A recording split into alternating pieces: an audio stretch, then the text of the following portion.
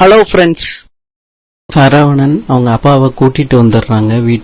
பாண்டியனை போல இவங்கள வளர்க்கணுண்டான்னு சொன்ன ஊரு இப்ப பாண்டியனை போல வளர்க்க கூடாதுன்னு கதற வச்சுட்டீங்களடா. டேய், நான் என்னடா தப்பு பண்ணேன்? அவங்களுக்கு பிடிச்ச பொண்ணு அவங்க கல்யாணம் பண்ணிக்கிறீங்களே, என்கிட்ட சொல்லாம. உங்க சொத்துக்கு ஆசைப்படக்கூடாதுன்னு நினைக்கிற வேண்டானா? என்னைய போய் சொத்துக்கு ஆசைப்பட்டுட்டேன்னு சொல்ல வச்சுட்டாங்களே. அந்த ராஜி கிட்ட இருந்த நகை பணம் எல்லாத்தையும் அவங்க அம்மா கிட்டே கொண்டு போய் கொடுத்துட்டு வந்துருங்க அப்படின்னு பாண்டியன் சொல்றாரு. அண்ணன் தான் சொன்னாங்களே, அன்னைக்கே எல்லா காசும் செலவாயிருச்சு அப்படின்னு.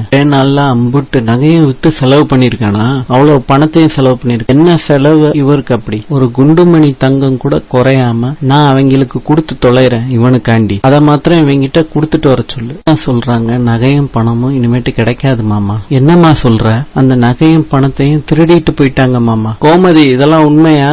போலீஸ்ல ஏதாவது புகார் கொடுத்தீங்களா? பாண்டியன் திட்டிக்கிட்டே இருக்கிறப்ப கதிர் பொறுக்க முடியாம செலவாயி போச்சுன்னு சொல்றாரு. எடுத்த எனக்கு வைக்க தெரியாதா? செலவாயி போச்சு. யாராவது திருடன்னா ஆமா என் மகன் திருடன்னு சொல்லிருங்க. இவர் பணத்தை எடுத்தா மாத்திரம் இவரை பேச சொல்லுங்க. என் வாழ்க்கையில என்ன முடிவெடுக்கணும்னு எனக்கு தெரியும்னு சொல்லிட்டு கதிர் வெளியே போயிடுறாரு. அங்க கேட்டியாடி எப்படி பேசிட்டு போறான்னு? வருத்தப்படாதீங்கப்பா, நான் அவங்கிட்ட பேசுறேன் சரவணன் சொல்ற. பாண்டியன் அழுது குழம்புறார். நாளை பார்க்கலாம்.